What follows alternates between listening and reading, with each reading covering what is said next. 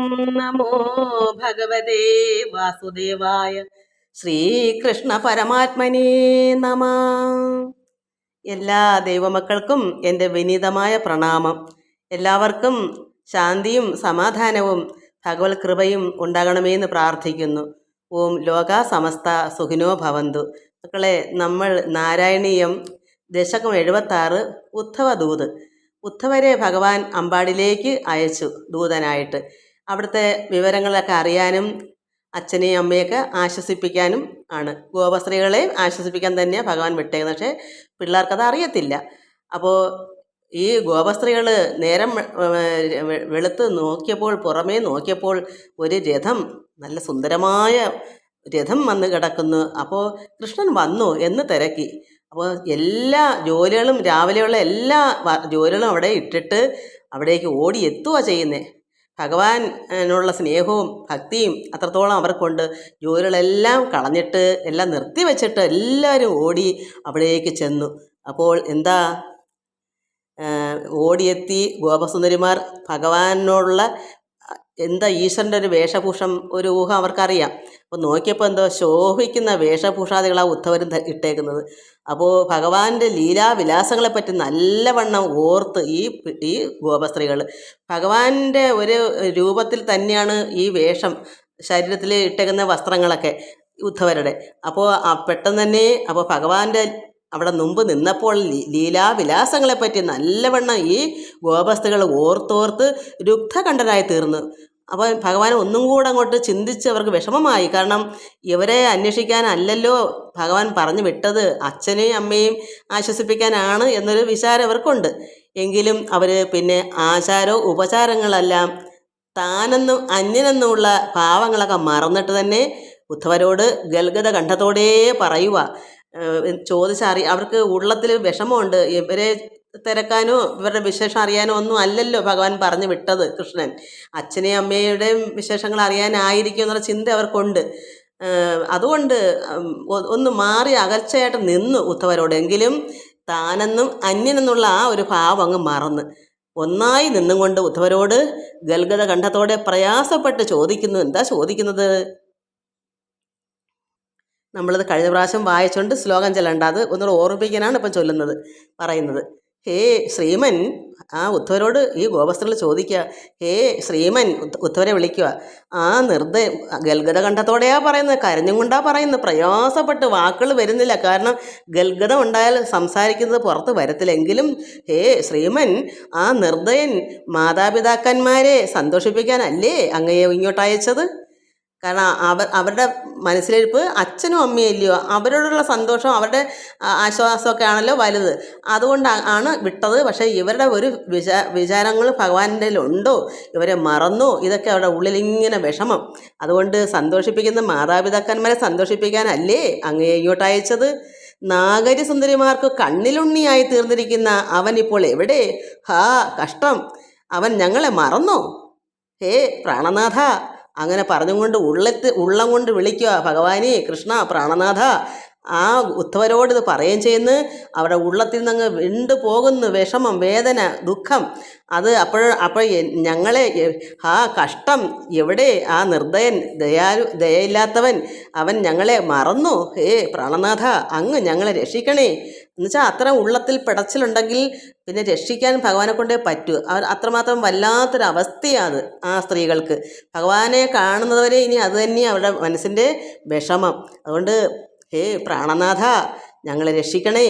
അമൃതമൂർത്തിയായ അങ്ങയുടെ രാസലീലയിലെ ആശ്ലേഷ ചുംബനാദികളുടെ രസവും മതോന്മത്തരാക്കുന്ന ആ ചടുല ഭാഷണങ്ങളും ആർക്കും മറക്കാനാകും? ഇതാണ് അവരുടെ വിഷമം. ഭഗവാൻ ഇങ്ങനെ രാസലീലയൊക്കെ നടത്തിയപ്പോൾ ഇവരെല്ലാം സുന്ദരമായിട്ട് അവരെ ഭഗവാൻ ഭക്തി അങ്ങേ അറ്റായിട്ട് മുഴുകിച്ച് ഭഗവാനിൽ തന്നെ ലയിച്ചു രമിച്ചു കഴിഞ്ഞു. അപ്പോൾ പിന്നെ അവർക്ക് വിട്ടുപിരിയാൻ പറ്റൂ? ആ ഒരു വേദന അവരുടെ ഉള്ളത്തിൽ ഇങ്ങനെ കിടക്കുമല്ലേ. അതുകൊണ്ട് ആ വിഷമത്തിൽ നിന്ന് മാറ്റണമെങ്കിൽ ഭഗവാൻ തന്നെ വിചാരിക്കണമുണ്ട് അവരുടെ വിഷമം. ഭഗവാനെ രക്ഷിക്കണേ പ്രാണനാഥ. പിന്നെ ഇതുപോലെ ഈ രാസലീലയിൽ ഭഗവാനുമായിട്ട് ആശ്ലേഷ ചുംബനാദികളുടെ രസവും മതോ ഉന്മത്തരാക്കുന്ന ആ ചടുല ഭാഷണങ്ങളും ആർക്ക് മറക്കാനാകും? അതാണ് നമ്മൾ കഴിഞ്ഞ പ്രാവശ്യം വായിച്ചത്. ഇതായിരുന്നു ആ സ്ത്രീകളുടെ വിഷമം. നമുക്കിനി 6-ാമത്തെ ശ്ലോകം വായിക്കാം. ശ്ലോകം 6. രാസക്രീഡാലുളിത ലളിതം വിശ്രധൽ കേശപാശം മന്ദോൽഭിന്ന ശ്രമജലകണം ലോഭനീയം തുതംഗം കാരുണ്യാബ്ധേ സകൽ അഭിസമാലിംഗിതം ദർശയേതി പ്രേമോ ഉന്മാദാൽ ഭുവനമദന ത്വൽപ്രിയാസ്ത്വാം വിലേപു രാസക്രീഡാലുളിത ലളിതം വിശ്രധൽ കേശപാശം മന്ദോൽഭിന്ന ശ്രമജലകണം ലോഭനീയം ത്വതംഗം കാരുണ്യാബ്ധേ സകൽ അപി സമാലിംഗിതം ദർശയേതി പ്രേമോന്മാദാൽ ഭുവന മദന ത്വൽപ്രിയാസ്ത്വാം വിലേപു. ഈ ഗോപികമാരുടെ വിഷമം ഇവിടെ ഗുരുവായൂരപ്പനോട് ആര് പറയുന്നു? ഭട്ടതിരിപ്പാട്. ഭഗവാനീ കൃഷ്ണ, ഗുരുവായൂരപ്പ, രാസലീലയിൽ തളർന്ന് സുന്ദരമായ അഴിഞ്ഞുലഞ്ഞു കിടക്കുന്ന കാർകൂന്തലോടുകൂടി ക്ഷീണിച്ച്, കാരണം അവർ രാസലീല നടത്താൻ അത്രമാത്രം മുഷിഞ്ഞന്ന്, അത്ര ആനന്ദമായിരുന്നു അവർക്ക്. അപ്പോൾ ഭഗവാൻ അങ്ങനെ മുഷിഞ്ഞ് കാർകൂന്തൽ ഈ മുടിയൊക്കെ അഴിഞ്ഞ് ക്ഷീണിച്ച് വിയർപ്പ് പൊടിഞ്ഞ കൊതി തോന്നിപ്പിക്കുന്ന ഭഗവാന്റെ കമനീയമായ തിരുമേനി, ഭഗവാന്റെ ആ കമനീയ സുന്ദരമായിരിക്കുന്ന ആ ശരീരം ഒരിക്കൽ കൂടി പുണരുന്നതിനുള്ള സൗഭാഗ്യം അനുവദിച്ചു തരണേ എന്ന് പ്രേമഭ്രാന്ത് പിടിച്ച ഭഗവാന്റെ പ്രിയതമകളായ ഗോപികമാർ അങ്ങയെ ചൊല്ലി വിലപിച്ചു. ഇവിടെ വിലാപം, ദുഃഖം എന്താണ്? ഭഗവാനെ ഒന്നും കൂടി അവർക്ക് സ്നേഹിക്കാൻ, ഭഗവാനെ കാണാൻ, ഭഗവാനോട്ട് ഒന്നിച്ച് ഇതുപോലുള്ള ഓരോ എന്താ പറയുക, അതിന് പ്രേമമാകുന്ന ആ ഭക്തിയിൽ മുഴുകാൻ, പരമാനന്ദത്തിൽ നമ്മൾ ലയിക്കുക എന്ന് പറയും, അതിനു വേണ്ടി അവർ അത്രമാത്രം ആഗ്രഹിച്ച് അതിനു വേണ്ടി കരയുക, ഭഗവാൻ ഒന്നുകൂടെ കണ്ടു കിട്ടാൻ. അത്രമാത്രം ദുഃഖം അവർക്ക്. എന്താ, ഇവിടുന്ന് വിട്ടുപിരിഞ്ഞ് അങ്ങ് പൊപ്പോയല്ലോ, പിന്നെ കാണാൻ കിട്ടത്തില്ലല്ലോ. അത്രമാത്രം അവർക്ക് സ്നേഹം, ഭഗവാനോട് പ്രേമമാകുന്ന ഭക്തി അങ്ങേയറ്റമായി കഴിഞ്ഞു. അതുകൊണ്ട് അവർക്ക് ഭഗവാനെ പിരിയാൻ പറ്റാത്ത അവസ്ഥയാണ്. ഇത് നമ്മളെല്ലാം അതിൽ മനസ്സിലാക്കേണ്ടത്, നമുക്കും ഭഗവാനെ കിട്ടണം. നമുക്കും അറിയാം ഭഗവാൻ ലോകനാഥൻ ഇങ്ങനെ ഉണ്ട്. ആ ലോകനാഥൻ്റെ കൃപ, ആ കടാക്ഷം, ആ ചൈതന്യം, ആ ഒരു എന്താ പറയുന്ന അനുഭൂതി, അത് നമുക്കെല്ലാവർക്കും അത് അനുഭവിച്ചാൽ തന്നെ മതി. രൂപം വേണ്ട, നമുക്ക് ആനന്ദ നിർവൃതി, ഭഗവാന്റെ ആ സ്നേഹം നമുക്ക് അനുഭവിക്കണം. അനുഭവിച്ചറിയാനുള്ള ഒരു എന്താ അതിന് പറയുന്നത്, അനുഭൂതി, അത് നമുക്കുണ്ടാകുമ്പോൾ നമുക്കും നമ്മളിൽ എപ്പോഴും ഭഗവാൻ ഉണ്ട് എന്നുള്ള ചിന്ത നമുക്കുണ്ടാകും. അപ്പോൾ എപ്പോഴും ചില മക്കൾ ചോദിച്ചിട്ടുണ്ട് എന്നോട്, മക്കൾ ഭക്തമക്കളല്ല, അതിന് മുന്നേ എൻ്റെ അടുത്തൊക്കെ ഉള്ളവർ ചോദിക്കുക, അമ്മ എങ്ങനെ ഒറ്റയ്ക്ക് ഇങ്ങനെ ഇവിടെ കഴിയുന്നത്? ഞാൻ ഒറ്റയ്ക്കല്ലല്ലോ, എനിക്കെപ്പോഴും ഭഗവാനുള്ള, ഞാൻ ഒറ്റയ്ക്കല്ല സംസാരിച്ചുകൊണ്ടൊക്കെ ഇരിക്കുക ഭഗവാനുമായിട്ട്, എപ്പോഴും അത് തന്നെയാണ്. അപ്പോൾ അതിനകത്ത് അത്ര ഉറച്ച ജ്ഞാനമായി തീർന്നാൽ പിന്നെ നമുക്ക് മറ്റൊന്നും ചിന്ത ഇഷ്ടമല്ല, പിന്നെ വേറൊന്നിനോടും വേറെ ആരോടും സംസാരിക്കാൻ നമുക്ക് ഇഷ്ടമല്ല, ഈ ലോക ജീവിതത്തിലേക്കുള്ള ഇഷ്ടമല്ല. അപ്പോൾ പരമാത്മാവായിട്ട് ലയിച്ചു കഴിഞ്ഞാൽ പിന്നെ നമുക്ക് ആ ഒരു ചിന്ത, ആ ഒരു ഉറച്ച നിഷ്ഠ, അതാണ് ജ്ഞാനം, നിശ്ചലമായ ജ്ഞാനം. അത് നമുക്ക് വന്നു കഴിഞ്ഞാൽ പിന്നെ നമുക്ക് ഒറ്റയ്ക്കല്ല, നമ്മളെപ്പോഴും ആനന്ദത്തിലായിരിക്കുന്ന ഭഗവാനുമായിട്ട്. അപ്പോൾ പിന്നെ എങ്ങനെ ഒറ്റയ്ക്കാകുന്നത്? ഇത് ആരോടെങ്കിലും പറയാൻ പറ്റുമോ? ഇതിപ്പോൾ ഇതിനകത്ത് പറയുന്നത് ഞാനത് വിവരിച്ചെന്നുള്ളതേ ഉള്ളൂ. ഭക്തമക്കൾ അനുഭവിക്കുമ്പോൾ മനസ്സിലാകും ശരിയാന്ന്. അനുഭവം വന്നെങ്കിലേ നമുക്ക് മനസ്സിലാക്കാൻ പറ്റൂ. പറഞ്ഞു കേൾക്കുന്നതൊക്കെ അനുഭവിച്ചറിയേണ്ട കാര്യമാണ്. അതുകൊണ്ട് ഇവിടെ പറയുന്നു, ഈ ഭട്ടതിരിപ്പാട് ഭഗവാനോട് പറയുന്നു, രാസലീലയിൽ ഇവരെല്ലാവരും കൂടെ രാസലീല നടത്തിയപ്പോൾ തളർന്ന് സുന്ദരമായ അഴിഞ്ഞുലഞ്ഞു കിടക്കുന്ന കാർകൂന്തലോടുകൂടി ക്ഷീണിച്ച് വിയർപ്പ് പടിഞ്ഞ കൊതി തോന്നിപ്പിക്കുന്ന അവിടുത്തെ ഭഗവാന്റെ കമനീയമായ തിരുമേനി ഒരിക്കൽ കൂടി പുണരുന്നതിനുള്ള സൗഭാഗ്യം അനുവദിച്ചു തരണേ എന്ന് പ്രേമഭ്രാന്ത് പിടിച്ച ഭഗവാന്റെ പ്രിയതമകൾ, ആ ഭഗവാന്റെ പ്രിയതമകളാണ് കണ്ടോ, ഭഗവാന്റെ പ്രിയതമകളായ ഗോപികമാർ ഭഗവാനെ ചൊല്ലി വിലപിക്കുന്നു. ഇതാണ് ഭട്ടതിരിപ്പാട് ഗുരുവായൂരപ്പനോട് പറയുന്നത്. ഇവിടെ ഈ ഗോപികമാരുടെ കൃഷ്ണവിരഹ ദുഃഖവും കൃഷ്ണഭക്തിയും ആർക്ക് മനസ്സിലാകുന്ന, ഇതിൽ എത്രമാത്രം ഇത് പാരമ്യത ബോധ്യപ്പെടുത്തുന്ന ഇവിടെ ഉദ്ധവർക്ക് മനസ്സിലാകുന്നു. ഭഗവാൻ ഈ ഉദ്ധവരെ കൊണ്ട് വിട്ടത് തന്നെ എന്താണ്? പ്രേമമാകുന്ന ഈ ഭക്തി, ഈ ഗോപസ്ത്രീകളുടെ ഭക്തിയെപ്പറ്റി ഒന്ന് മനസ്സിലാക്കാനും കൂടെയാണ്. ഇവിടെ ശ്രേഷ്ഠനാണ്, ഭക്തശ്രേഷ്ഠനാണ് ഈ ഉദ്ധവർ, ഭഗവാന്റെ അത്ര ഭക്തനാണ്. പക്ഷേ ഇങ്ങനെ വീണിടന്ന് കരയും ഉരുളുകയും ചെയ്യുന്നോ ഈ ഗോപികമാരണക്ക്? അദ്ദേഹത്തിന് നല്ല ജ്ഞാനിയാണ്, നീതിശാസ്ത്ര നിപുണനാണ്, എല്ലാ അറിവും തികഞ്ഞവനാണ്, ഭക്തനാണ്, ഭക്തശ്രേഷ്ഠനാണ്. എന്നിട്ടും ഭഗവാനറിയാം ഇതിനൊക്കെ മേലെയാണ് ഈ ഗോപസ്ത്രീകളുടെ ഭക്തിയെന്ന്, പ്രേമമാകുന്ന ഭക്തിയെന്ന്. അതിനൊന്ന് മനസ്സിലാക്കാനും കൂടെ അദ്ദേഹത്തിനെ അമ്പാടിലേക്ക് വിട്ടത്. അപ്പോൾ ഈ വിലാപം ഉദ്ധവരിങ്ങനെ വിലപിക്കുന്നു. ഈ കരച്ചിൽ ഇങ്ങനെ ദുഃഖത്തിൽ ആഴ്ന്നിറന്ന് കരയുന്ന ഗോപസ്ത്രീകളെ കണ്ടപ്പോൾ അദ്ദേഹത്തിന് മനസ്സിലായി, ഇതാണ് യഥാർത്ഥ ഗോപസ്ത്രീകൾക്കുള്ള സ്നേഹവും ഭക്തിയും ആർക്കും ഇല്ല. അദ്ദേഹത്തിന് തന്നെ മനസ്സിലാകുന്നത്. ആ മനസ്സിലാക്കാൻ തന്നെയാണ് ഭഗവാൻ മുന്നോട്ട് വിട്ടത്. അപ്പം എന്താ, ഭഗവാന്റെ കമനീയമായ ആ തിരുമേനി ഒരിക്കൽ കൂടി പുണരുന്നതിനുള്ള സൗഭാഗ്യം അനുവദിച്ചു തരണേ എന്ന് പ്രേമമാകുന്ന ഭ്രാന്തായി കഴിഞ്ഞു. അപ്പോഴേക്ക് ആ പ്രേമഭ്രാന്ത് പിടിച്ച ഭഗവാന്റെ പ്രിയതമകളായ ഗോപികമാർ ഭഗവാനെ ചൊല്ലി വിലപിക്കുന്നു. ഈ വിലാപം, ഈ വിരഹം, ഭഗവാനോടുള്ള പിരിഞ്ഞു നിൽക്കുന്ന ദുഃഖവും കൃഷ്ണഭക്തിയും എല്ലാം ആർക്ക് ബോധ്യമാകുന്നു? ഉദ്ധവർക്ക് ഇതെല്ലാം നന്നായി മനസ്സിലാകുന്നു. ഉദ്ധവർക്ക് ഗോപികമാരുടെ എന്ത് തോന്നുന്നു, കരുണാവസ്ഥ മനസ്സിലാകുന്ന, അവരുടെ ദയനീയാവസ്ഥ, ഭഗവാനോടുള്ള ഭക്തിയും വിരഹദുഃഖവും ഭഗവാനെ കാണാത്ത ദുഃഖവും എല്ലാം ഇവിടെ ഉദ്ധവർക്ക് മനസ്സിലായപ്പോൾ ഉദ്ധവർ എന്ത് ചെയ്തു? ആ ഗോപികകളെ സമാശ്വസിപ്പിക്കാൻ ശ്രമിക്കുന്നു. അദ്ദേഹത്തിന് മനസ്സിലായി ഇത് വല്ലാത്തൊരു പ്രേമഭക്തിയാണ്, ഉദ്ധവർക്ക് ഇതിൻ്റെ അംശം പോലും ഇല്ല എന്ന് അദ്ദേഹത്തിന് മനസ്സിലായി. ഇവരെ ആശ്വസിപ്പിക്കാൻ വളരെ പ്രയാസപ്പെട്ടേ പറ്റുള്ളെന്നും അദ്ദേഹത്തിന് മനസ്സിലായി. ഇതാണ് ഭക്തി. ആ ഒരു ഭക്തി ഉണ്ടോ? അതാണ് അങ്ങനെ വേദനിച്ചുള്ള ഭക്തി, ഉള്ളത്തിൽ വെമ്പൽ പിടിക്കുന്ന, വേദനിക്കുന്ന ഒരു ആത്മവേദന എന്ന് പറയും. ആ ഒരു ഭക്തി ആണ് ഈശ്വരനുള്ള ഭക്തി. അത് ഭഗവാൻ അറിയാം.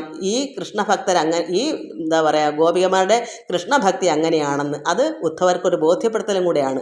അപ്പം അവരിന്ന് അവസാനം ഈ ഉദ്ധവർ എന്ത് ചെയ്യുന്നു? ഈ കുട്ടികളെ, അവരുടെ ഗോപികമാരുടെ കരുണാവസ്ഥ മനസ്സിലാക്കുന്നു. അവരുടെ ദുഃഖം, അവരുടെ വിഷമം മനസ്സിലാക്കിയിട്ട് ഉദ്ധവർ ഈ ഗോപികകളെ സമാശ്വസിപ്പിക്കാൻ ശ്രമിക്കുന്നു. നമുക്ക് 7ാമത്തെ ശ്ലോകം വായിക്കാം. ശ്ലോകം 7. ഏവം പ്രായേർ വിവശവചനേർ ആകുല ഗോപികാസ്താ തുത് സന്ദേശൈ പ്രകൃതി അനയൽ സ്തോധ വിജ്ഞാനഗർഭൈ ഭൂയസ്താഭിർമുദിതമതിഭിസ്ത്വന്മയീഭിർവധൂഭി തത്തൽ വാർത്താ സരസം അനയൽ കാനിശിൽ വാസരാണി. ഏവം പ്രായേർ വിവശവചനൈർ ആകുല ഗോപികാസ്താ തുത് സന്ദേശൈ പ്രകൃതി അനയൽ സ്വാധ വിജ്ഞാനഗർഭൈ ഭൂയസ്താഭിർമുദിതമതിഭിസ്ത്വന്മയീഭിർവധൂഭി തത്തൽ വാർത്താ സരസം അനയൽ കാനിശിൽ വാസരാണി. ഈ ഗോപികമാർ പല പല ആവലാദികൾ ചൊല്ലിക്കൊണ്ട് ഇങ്ങനെ കേഴുന്നു, കരയുന്നു. അങ്ങനെയുള്ള ഈ ഗോപികമാരെ ഉദ്ധവർ എന്താ ചെയ്തത്?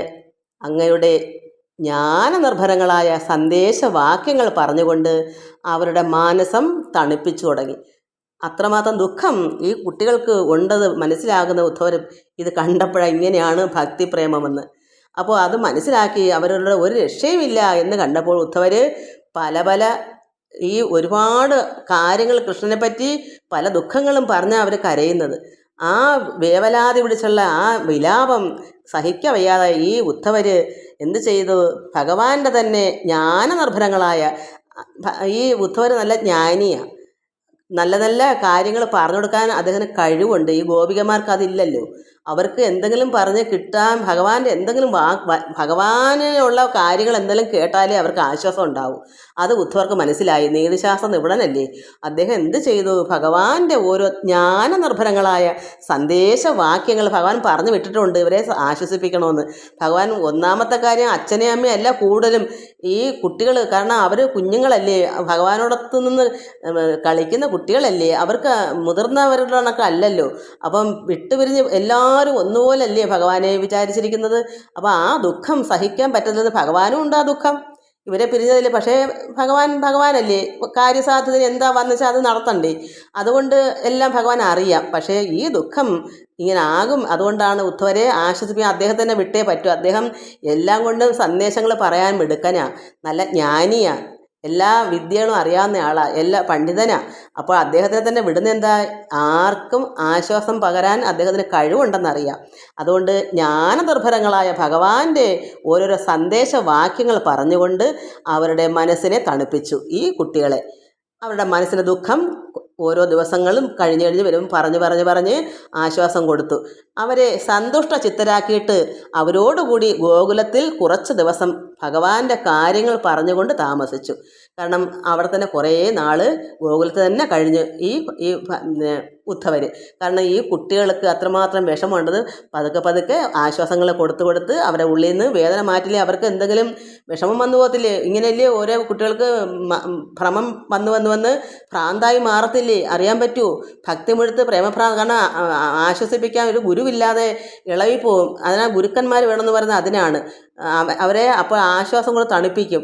അല്ലെങ്കിൽ ഭഗവാനുള്ള ഭക്തി മുഴുത്ത് ഭഗവാനെ കിട്ടില്ലെങ്കിൽ അത് ഇപ്പോഴും ഉണ്ട് ഇങ്ങനെ. അത് നമുക്കത് ഈശ്വരൻ തന്നെ തുണയായി നിൽക്കും. പക്ഷേ ചിലപ്പോൾ ചിലർക്ക് പൊട്ടിപ്പോവും. അതുകൊണ്ടല്ലേ ചിലർ വിടുതൽ ഇത് ഭക്തിക്ക് വേണ്ടി വിടത്തില്ല ചിലരെ. കാരണം ചിലർക്ക് ഭക്തി അങ്ങേയറ്റമായി വല്ലാത്തൊരവസ്ഥയിൽ എത്തുന്നവരുണ്ട്. അങ്ങനെ ചിലരൊക്കെ ഞാൻ കേട്ടിട്ടുണ്ട്. അങ്ങനെ അതിന് ഗുരുക്കന്മാർ ആവശ്യമുണ്ട്. ഇതിന് അതൊക്കെ പറഞ്ഞു കൊടുക്കാനും എല്ലാം ആവശ്യങ്ങളുണ്ട്. അല്ലെങ്കിൽ അറിവില്ലായ്മ കൊണ്ട് ഭക്തി മാത്രം മുഴുത്ത് അങ്ങനെ ആകുന്നവരുണ്ട്. അതുകൊണ്ട് എന്നാൽ ചോദിക്കും, അത്രമാത്രം കിടന്ന് ഉരുണ്ട ഭക്തി കണ്ടും ഭഗവാൻ നമ്മളെ കാത്തുകൊണ്ടെന്നുള്ളതാണ്. കാരണം എനിക്കും അന്ന് എന്താ സംഭവം എന്ന് അറിഞ്ഞുകൂടായിരുന്നു. എന്തിനാണ് ഞാനിങ്ങനെ ഉരുളുന്നതെന്നോ കരുന്ന് എനിക്കും അറിയില്ലായിരുന്നു. അത് ഭക്തിയുടെ ഒരു കാര്യം ആര് പറഞ്ഞു തരാനുണ്ട്? എനിക്കങ്ങ് അതിഭയങ്കരമായ ഭക്തിയിൽ എന്തോ എനിക്ക് വേണം. അതിന് എന്താ വേണമെന്ന് എനിക്ക് പറയാൻ അറിഞ്ഞുകൂടാ. അത് അപ്പോൾ തന്നെ അതിനുള്ള കാരണങ്ങളും കാര്യങ്ങളെല്ലാം സംഭവിച്ചു. ഭഗവാൻ പ്രത്യക്ഷമായ ശേഷം ഈശ്വരാനുഗ്രഹവും കൃപയും എല്ലാം എനിക്ക് തലയെ കൈവച്ചു, എല്ലാം തന്നു. അതിനുശേഷം എല്ലാം അങ്ങ് അടങ്ങി. അപ്പോൾ എന്താ, അതുപോലെ ഒരാൾ ആശ്വാസം പകരാൻ ഗുരുക്കന്മാരില്ലെങ്കിൽ നമുക്ക് ബുദ്ധിമുട്ടാവും. അതുകൊണ്ടാണ് ഇതിനെല്ലാതൊരു ഗുരു വേണമെന്ന് പറയുന്നത്. അപ്പോൾ ഈ ഗോപികമാരുടെ വിഷമങ്ങളെല്ലാം എങ്ങനെ തീർത്തത്? ഭഗവാന്റെ ജ്ഞാനമാകുന്ന സന്ദേശവാക്യങ്ങളൊക്കെ ഇദ്ദേഹം പറഞ്ഞ് മനസ്സിനെ തണുപ്പിച്ച് കുറേ ദിവസം ഗോകുലത്തിൽ തങ്ങി അവരെ സന്തുഷ്ട ചിത്തരാക്കിയിട്ട് ഭഗവാന്റെ കാര്യങ്ങളും പറഞ്ഞുകൊണ്ട് കുറച്ച് ദിവസം അവിടെ താമസിച്ചു ഈ ഉദ്ധവർ.